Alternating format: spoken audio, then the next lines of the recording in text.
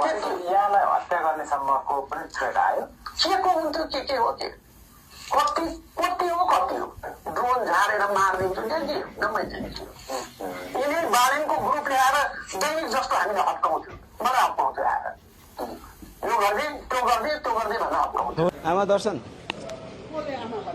मैले भने तिनीहरूको आमा नै फेरिसक्यो, केही फरक पर्दैन, आमा फेरिँदैन। बालेनको श्रीमतीलाई आमा भन्नु हो र छिट छिट छिट छिट छिट ठुक्क नेपाली जनताको भाग्य। कोही मान्छेलाई माया गरौँ, अलिकति सम्मान गरौँ भनेको भन्यो भने टाउकोमा गएर टेकेर मुत्ती नि हाल्ने भनेको।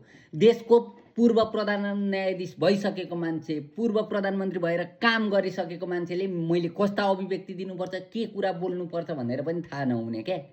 तपाईसँग सरकारसँग तपाईँको असहमति हुनसक्छ, सरकारले गरेको कामप्रति तपाईँको विमति हुनसक्छ, तर त्यो भन्दैमा त्यो लेभलमा पुगेको मान्छेले मैले के बोल्नुपर्छ कसो बोल्नुपर्छ भन्ने थाहा छैन।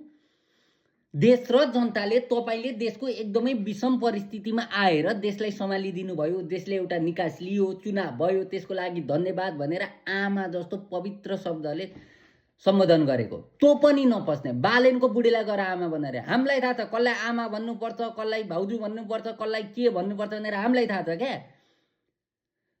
बालेनलाई कानुन थाहा छैन, रविलाई कानुन थाहा छैन, तपाईँलाई थाहा होला, तर उनीहरूले पनि संविधान र कानुन मिचेर त गरेको होइन नि त। प्रधान न्यायाधीशको नियुक्तिको सिफारिस कानुनभन्दा बाहिर बसेर त गरेका होइनन्। कानुनभित्र बसेर संविधानले व्यवस्था गरे अनुसार उनीहरूले जो मान्छे लाग्छ, उनीहरूले जो मान्छे ठिक हो जस्तो लाग्छ त्यही गर्छन्। त तपाईँले सोधेर गर्नुपर्छ भनेको। तपाईँले जे गर्नुभयो गर्नुभयो, अब तपाईँको विचार चाहिएन क्या। नेपाली जनताले आमा भनेर भन्दैका छन्, बुढेसकालमा थपक्क गरेर बसे भयो त घरमा, कति छुनछुन छुनछुन छुनछुन गरेर यता र उता हिँडेको भनेको। काम साम छैन, यहाँ भनेछ त्यहाँ भनेछ। बुढेसकालमा के को दशा चढेको मान्छेलाई थाहा छैन क्या। सम्मान धेर भएपछि, माया धेर भए पछाडि पस्दैन क्या नेपालीहरूलाई, पस्दैन। कोही पनि मान्छेले देशले गरेको माया, देशले गरेको सम्मानलाई जहिले पनि मुतेर बगाइदिएका छन् क्या। यही भयो यहाँ पनि छ्या।